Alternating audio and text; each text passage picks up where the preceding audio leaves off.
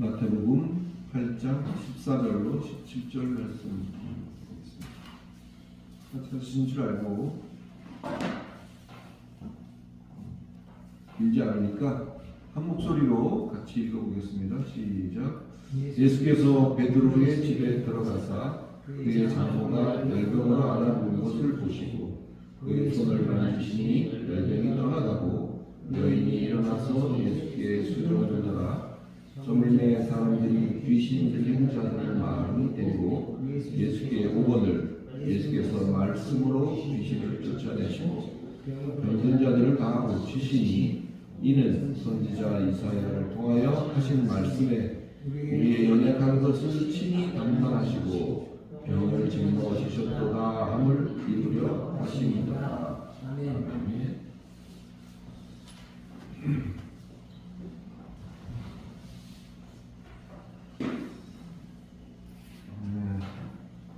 산에서 예수께서 산에 따라 올라갔던 무리들이 같이 내려왔죠. 따라 올라갔던 무리들은 제자들이었어요.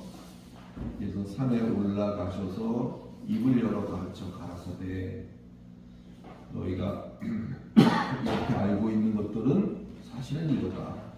또 너희가 저렇게 알고 있던 것들은 사실은 이거다. 이렇게 하나하나 가르치셨던 그런 이제 것이 선상수훈이었다면 이제 그것을 마치고 산에서 내려오십니다. 내려오시면서 산의 상황과 산 아래의 상황 이런 것들을 좀 대조적으로 보여주면서 그 중에서 대표적으로 세 가지 질병을 이제 만나게 되고 그것들을 해결하시는 그런 장면이 이어졌었죠. 그래서 첫 번째 문둥병과 중풍병에 대해서 우리가 지난 시간에 한번 상고한 적이 있고 세 번째 이어져 나오는 병이 오늘 본문 속에 나오는 열병입니다. 오늘은 이제 열병과 관련하여 몇 가지 살피며 은혜를 나누고자 합니다. 먼저 오늘 본문의 상황은 뭐죠?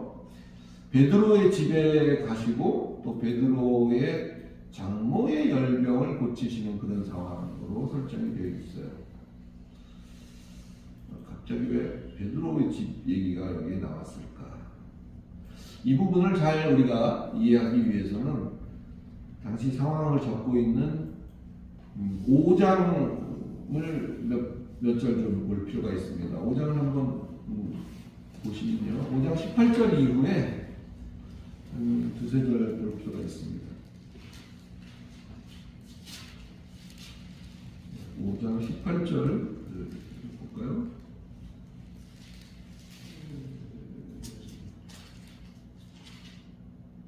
5장 18절이 아니라 4장 18절입니다. 네. 4장 18절에 갈릴리 해변에 다니시다가 두 형제 곧 베드로라 하는 시몬과 그의 형제 안드레가 바다에서 그물 던지는 것을 보시니 그들은 어부라. 말씀하시되 나를 따라오라. 내가 너희를 사람을 낳는 어부가 되게 하리라 하시니 그들이 곧 그물을 버려두고 예수를 따르니라. 이렇게 예수께서 베드로를 부르시는 장면이 4장 18절에 나와 있는 내용이죠. 어떻게 했어요? 베드로가 예수의 청함을 듣고 그 즉시 그물을 버려두고 쫓아가 버린 그런 상황이었잖아요. 그물을 버려두고 어부가 그물을 두고 갔다는 것은 이제 어부 안에 이런 소리가 같은 거죠. 배도 같이 놓고 갔겠죠. 여기에 대해서는 많은 추측들과 스토리들이 존재하는 것을 실제로 볼 수가 있어요. 대표적인 걸로 하나 소개해보면 제이 머시라는 미국의 어떤 목사님인데 베드로의 장모라는 어떤 제목의 그 설교 속에서 이런 얘기를 합니다. 예수의 청함을 듣고 베드로가 뭐 망설이거나 뭐 이러지 않고 바로 뭐 즉시 뭐 이렇게 예수를 따라 떠난 상황이 됐잖아요.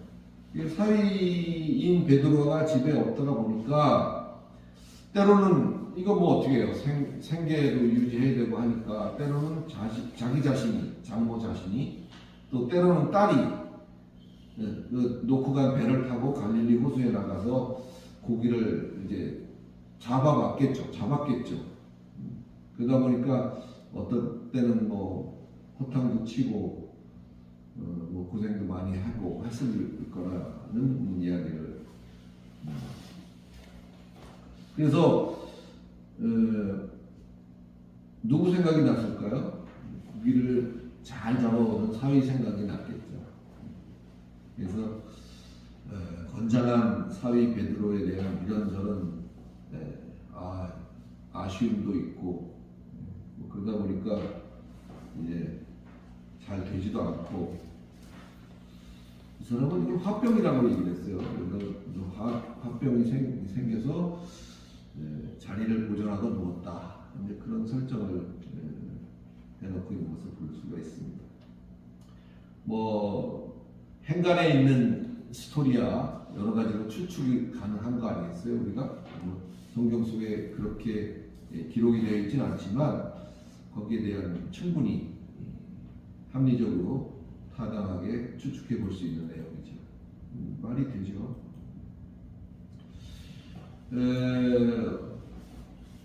우리가 생활을 어떤 것이든 간에 누군가가 하는 일을 다 내려놓고 갑작스럽게, 그죠? 특히 베드로의 경우에는 배와 그물을 그대로 놔두고 예수를 따라 나섰다는 부분은 사실 보통적이지는 않죠.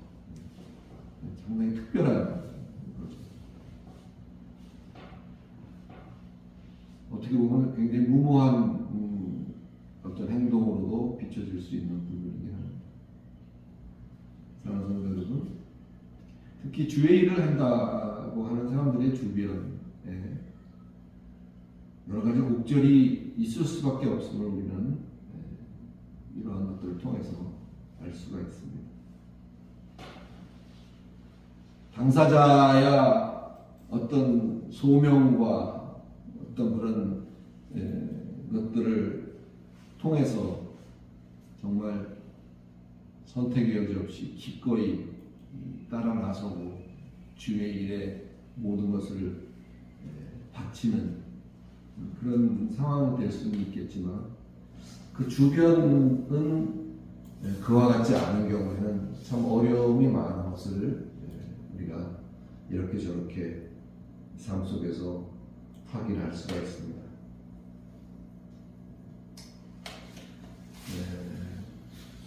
그런 신앙에 어떤 영향을 미치는 어떤 그 요인으로 오늘 이 열병이라는 것을 우리는 좀 살펴볼 필요가 있죠.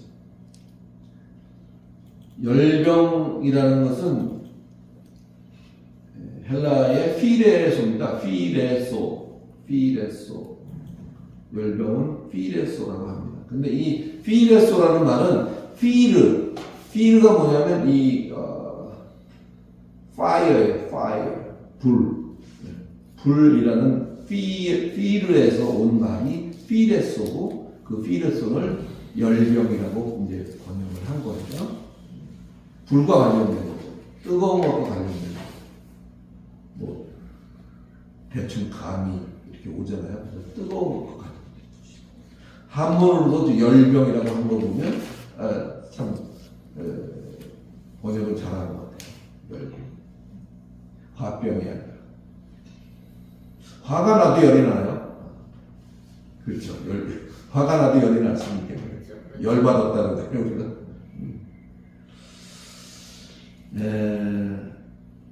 열이 나는 뜨거운 게 문제가 되는 병을 열병이다. 이렇게 통합적으로 말할 수가 있겠죠.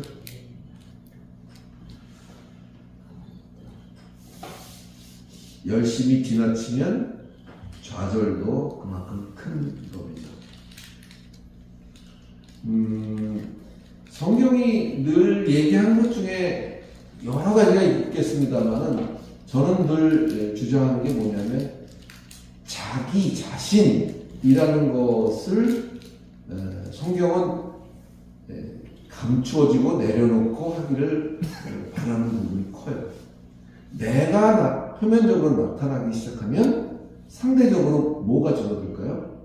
내가 중심이 되어지면 상대적으로 하나님의 포션이 줄어들게 되고, 내가 앞장서고 내 열심이 두각이 되면 하나님의 역할은 상대적으로 축소될 수밖에 없는 거예요.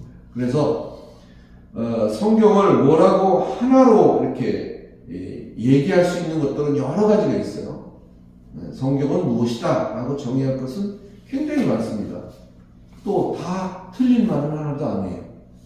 다양한 관점으로 이야기하고 볼 수 있지만, 저는 이런 관점으로 한번 성경을 이렇게 보아도 꿰뚫어 볼 수 있는 어떤 그런 훌륭한 키워드가 되는 것이, 나와 하나님과의 관계성 속에서 나를 늘 그 하위 수준에 두는 것, 그것이 믿음이요, 그것이 신앙이다. 그렇게 감히 말해볼 수 있겠습니다.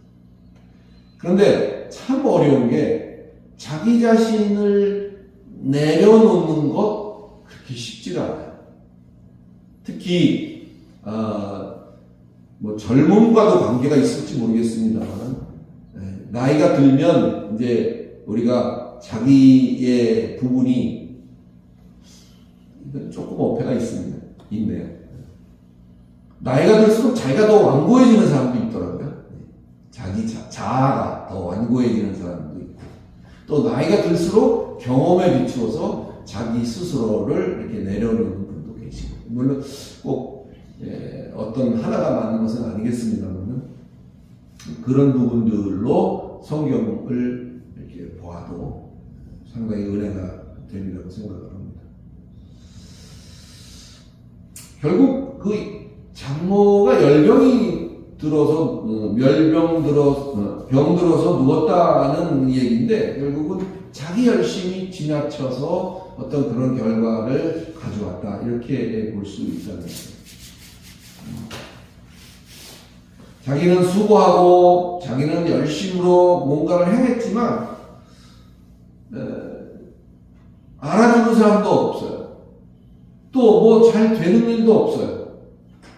그러다 보니까 불만이 슬슬 쌓이기 시작하고, 또 그것이 때로는 우리에게 낙심을 주기도 하고 지쳐버리게도 만드는 그런 경험, 저와 여러분 우리 모두에게 다 있지 않나요? 그죠?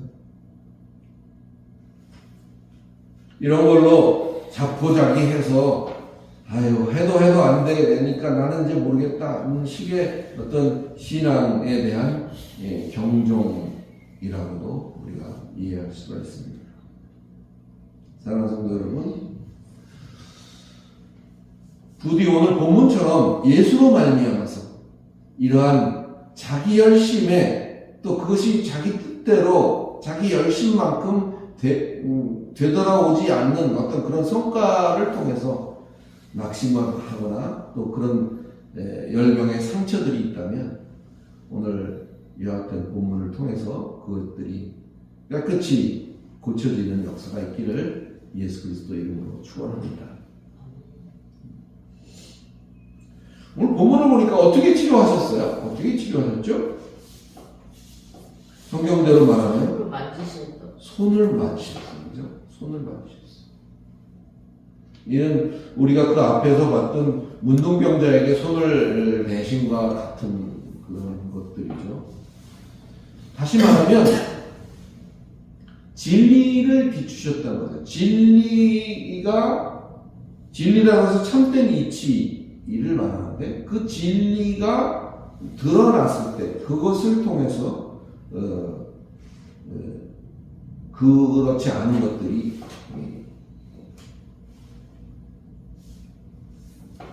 열병이 떠난 그런 결과를 나타내는 거죠. 이렇게 자기 열심히 이제 어떤 떠나가자 주께서 행하게 하심으로 수종드는 역사가 일어나고 있는 것을 우리가 볼 수가 있죠. 수종이라는 말은 열심과는 좀 다른 거예요. 뭐 행동은 같을 수 있을지 모르지만 지극히 인격적이고 자발적인 사랑의 행동, 그것이 수정입니다. 이 수정이라는 말은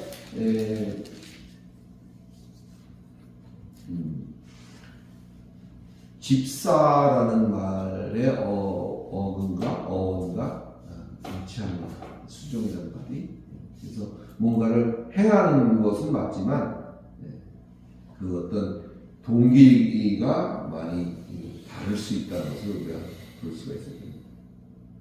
사랑하는 성도 여러분, 우리도 이와 같이 자기 본분에 자기 기분에 의해서 좌우되지 않는 진리로 밝혀져서 쉽게 부함에 동하지 않는 그런 온전한 믿음의 사람들이 다 되시기를 다시 한번 예수 그리스도의 이름으로 축원합니다. 다음 단락을 볼까요? 16절로 17절입니다. 저물매에 사람들이 귀신 들린 자를 많이 데리고 예수께 오거늘 예수께서 말씀으로 귀신들을 쫓아내시고 병든 자를 다 고치시니 이는 선지자 이사야로 하신 말씀에 우리 연약한 것을 친히 담당하시고 병을 짊어지셨도다 함을 이루려 함이로다. 개역 한글로 읽었어요.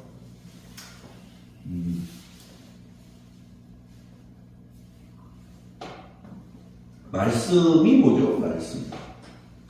사전에는 말을 높여 부르는 것이 말씀이다. 이렇게 정의가 되어 있어요. 보통 같은 또래끼리가 아닌 윗사람의 말을 이렇게 부릅니다. 윗사람이 하는 말을 말씀 이렇게 합니다. 특별히 우리 기독교계에서는 하나님의 말씀을 줄여서 말씀 이렇게 하는 그렇게 사용되고 있죠. 그런데 설교할 때도 말씀이라고 하고 또 기록된 성경을 읽으면서도 우리가 말씀이라고 하고 그렇다면 과연 오늘 본문 속에 적혀 있는 말씀은 어떤 말씀일까요? 16절에서 나오는 말씀과 17절에서의 말씀은 과연 같은 것일까? 오늘은 소위 말씀이라고 하는 것에 대해서 17절은 말씀은 성경 말씀 얘기하신 것 같아요. 둘이 같지 않은 건 분명하죠? 16절에서 나오는 말씀과 또 17절에 나오는 말씀이 글자적으로는 말씀 이렇게 썼지만 그것이 과연 같을까? 그렇지 않은 것 같아요. 그래서 이 말씀이라는 것에 대해서 우리 한번 또 참고해 보겠습니다. 먼저 16절을 보면 한번 좀 보세요. 16절을 보세요. 거기서 말씀이 한 일이 뭡니까? 말씀이 한 일이 뭐였죠? 성경대로 얘기하자면 귀신들을 쫓아내시고 병든 자를 그렇죠. 귀신들을 쫓아내고 병든 자를 고친 그것이 말씀이 한 일이에요. 왜 그렇게 했을까? 17절을 보면 그 이유가 거기에 나타납니다. 17절을 보면 그 이유가 뭘까요? 선지자 이사야를 통해서 이미 전달했고 이미 기록했던 그 말씀들을 이루시기 위해서 그렇게 했다는 것을 알 수가 있죠. 그죠? 사랑하는 성도 여러분, 여기서 우리가 주목해야 될 것이 있습니다.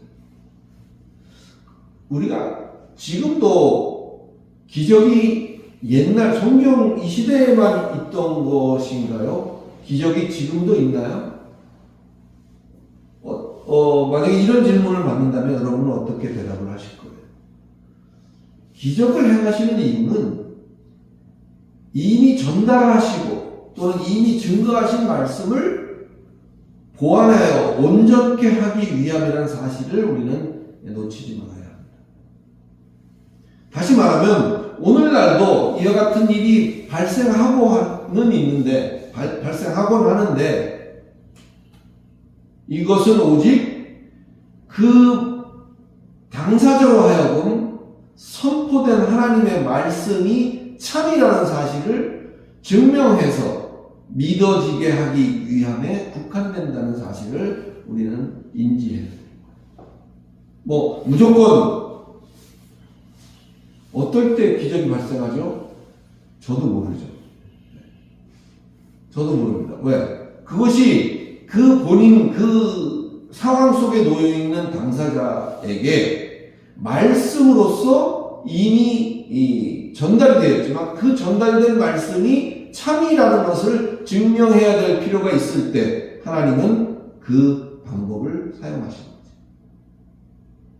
언제, 어떻게, 어떤 방법으로 어떻게 하면 기적이 발생할까요? 이것은 굉장히 어리석은 질문인 것으로 보여집니다.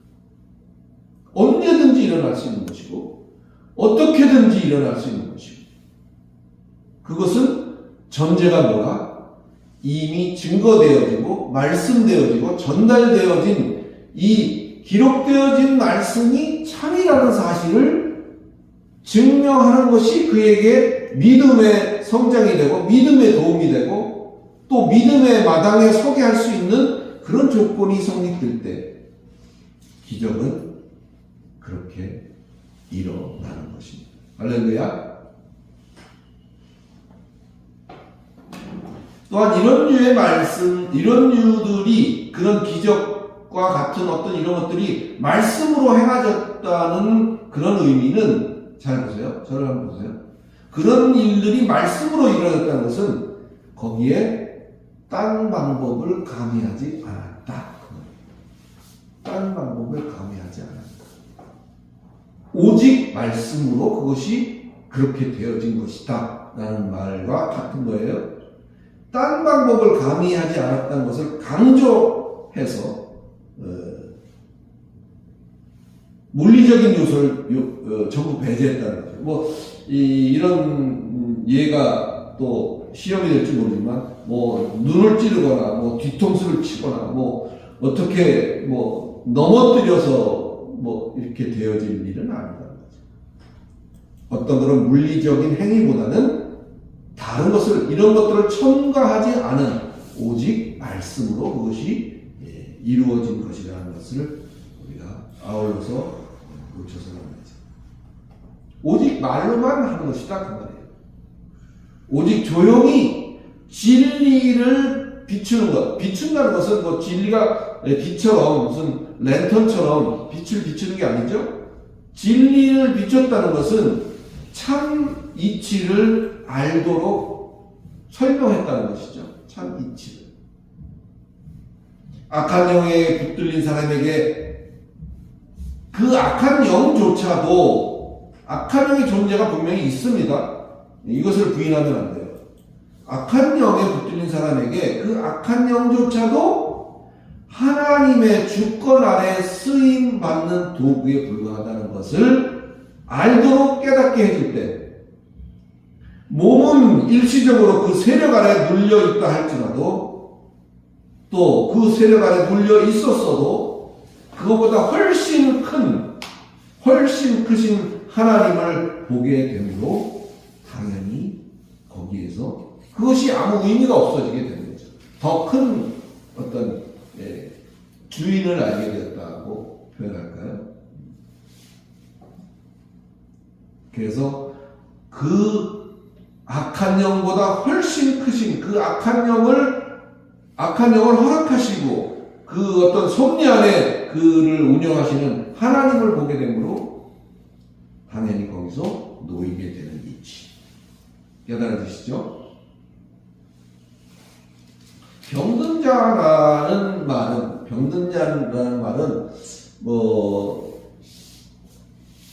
병원에 가야 될 사람들만을 말하는 게 아니에요. 이 병든자라고 번역한 이 말은 카코스라는 말의 번역인데요. 이 카코스라는 말은 영어로 말하면 굿의 반대예요. 굿의 반대.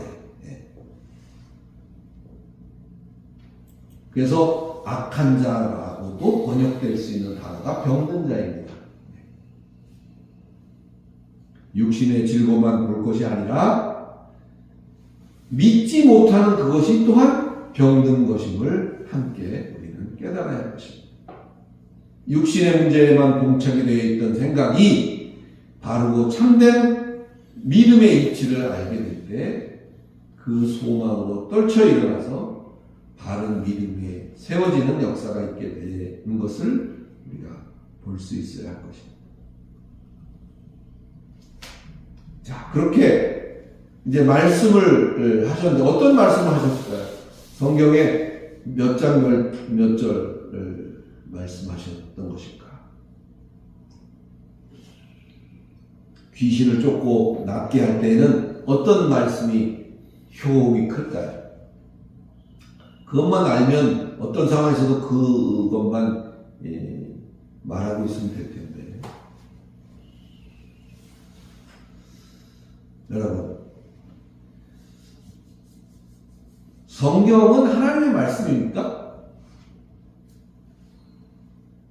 굉장히 좀 어려운 질문인가요?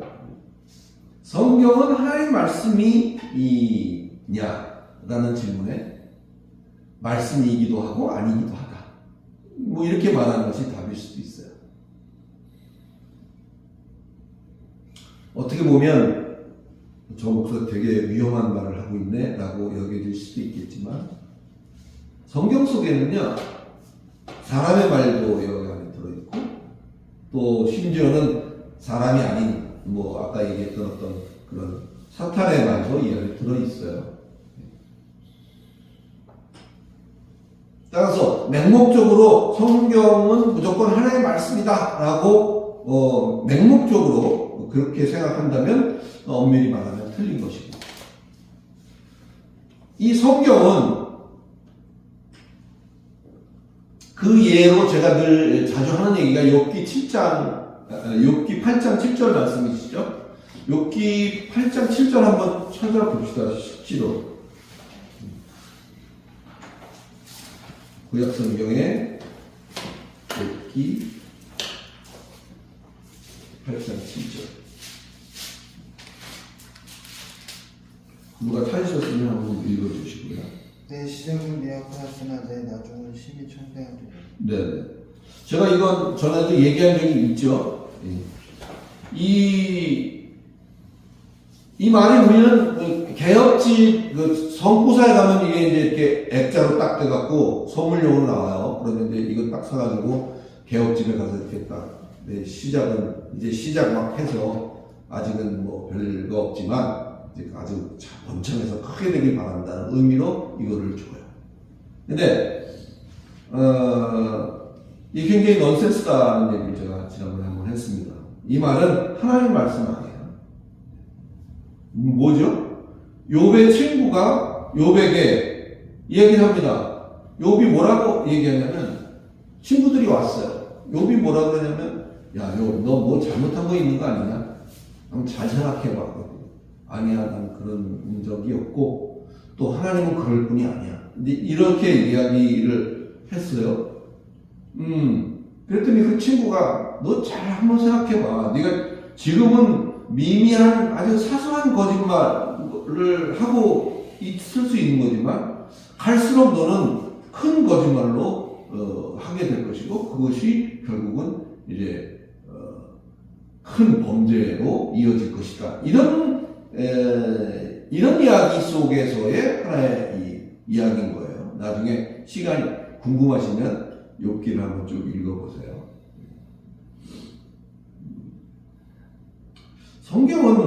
성경이라는 이 하나님의 말씀은 하나님의 계시를 하나님 백성의 구원에 필요한 바 되어서 여러 사람들로 긴 시간에 걸쳐서 뭐 조각조각 이런 표현 해도 될 거예요.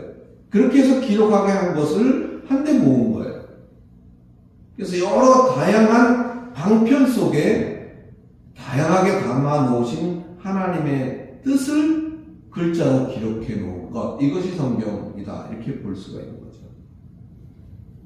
나중에 이렇게 성경 이런 기본적인 성경이라든지 뭐 예배 순서에 나오는 뭐 어떤 것은 어떤 의미인가 하는 것들도 한번 같이 상고해 보는 것도 기회가 되면 한번 하겠습니다만은 그냥 우리가 남들이 그렇다니까 그런 거보다 이렇게 하지 마시고 자기 자신의 어떤 이성을 가지고 옳게 알아서 바르게 아는 그런 지식이 굉장히 중요한 거죠. 그래서 굳이 사도신경이라는 것도 왜 이 예배 순서 속에 사도신경이 들어가 있고, 우리는 먼저 사도신경에 개정판을 올려놓은 이유는 딱 한 가지예요. 그냥 습관처럼 누가 빨리 외우냐의 문제, 외우냐 읽느냐, 읽다 못해 이제는 외웁니다 우리가. 그래서 사도신경 요이 땅 하면 잘잘잘잘잘 해서 딱 끝나요. 이 사도신경은 어떤 성격의 것이며, 그것이 그렇게 누가 빨리 하느냐에 의해서 믿음이 좋고 나쁘고가 갈려지는 것이 아니다. 그래서 우리는 좀 떠듬떠듬 잘 모르는 번역으로 기록해놓고 천천히 읽자는 뜻에서 이걸 이렇게 해놓은 거예요. 결국은 뭐 얘기가 좀 곁으로 갔습니다만은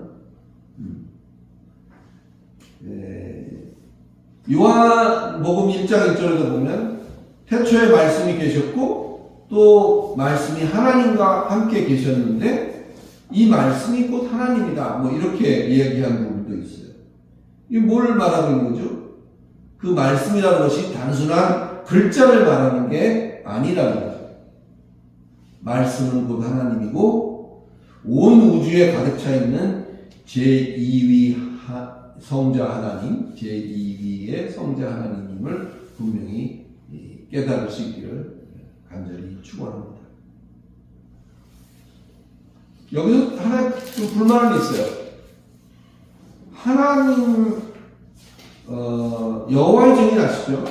여호와의 증인들도 여호와가 있고 그 다음에 예수가 있어요.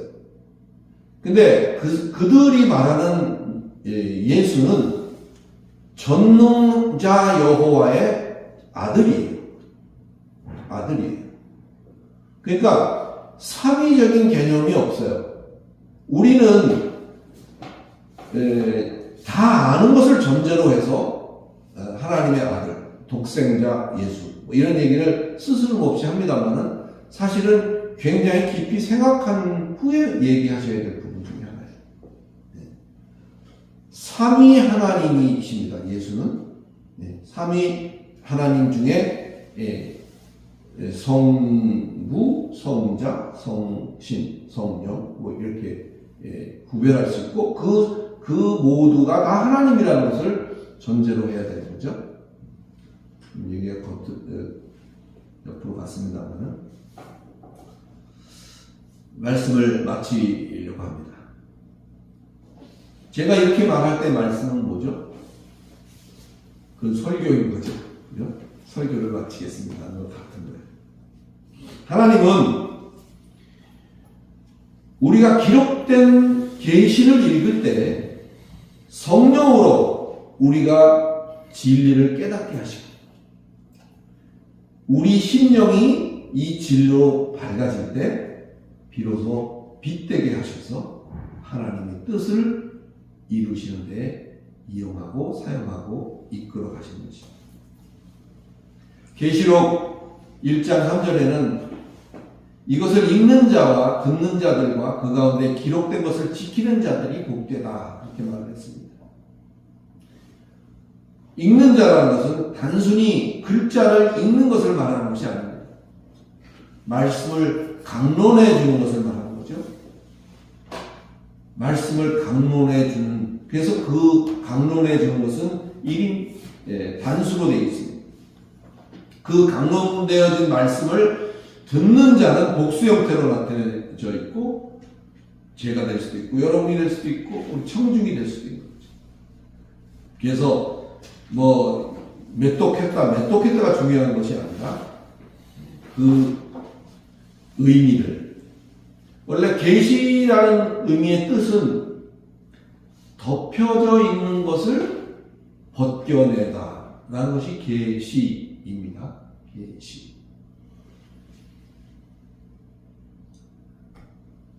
누가 어떤 의식을 갖고 그것을 풀어 밝히는가가 굉장히 중요할 수밖에 없는 의미가 되겠죠. 따라서 적당히 비스무리하게 아는 것이 힘이 아니고 하나를 알아도 올바르게 아는 것이 힘이다. 이렇게 말할 수가 있는 것입니다. 사랑하는 성도 여러분, 오늘 본문의 말씀이 16절이 저물매 이렇게 시작되고 있는 것을 우리가 주목해야 됩니다. 저물면 어떻게 되죠? 그 이후에, 그 다음에는 이제 밤이 오는 거죠. 세상은 아무리 저물어도 우리가 진리 가운데 있을 때 우리가 빛 가운데 거하는 것임을 잊지 마시고, 저물어도 저물지 않는 항상 진리 가운데 거하는, 그리하여 헛된 것에 미혹되지 않는 참된 믿음의 사람으로 천박하지 않으며 광적이지 않으며 자기 만족적이 아닌 깊이 있는 신앙인으로 날마다 갖추어져 나가는 진정한 복된 사람들이 되시기를 다시 한번 그리스도 예수 이름으로 간절히 축원합니다. 기도하겠습니다. 그러가지 하나님, 은혜를 감사합니다. 세상은 다양한 병이 있고 알지 못하는 병들도 있지만 성경은 그것을 세 가지로 추각했습니다. 문둥병과 또 오늘 열병과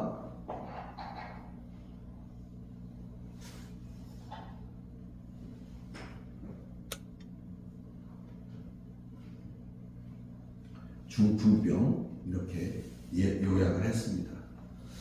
그 어느 것 하나도 나는 들려있지 않기 때문에 나하고는 상관이 없는 것이다 라는 생각을 하지 말게 하시고, 그와 같은 현상 속에서 나는 어떤 부분에 더 많은 치우쳐져 있지는 않은지 늘 눈여겨보게 하시며,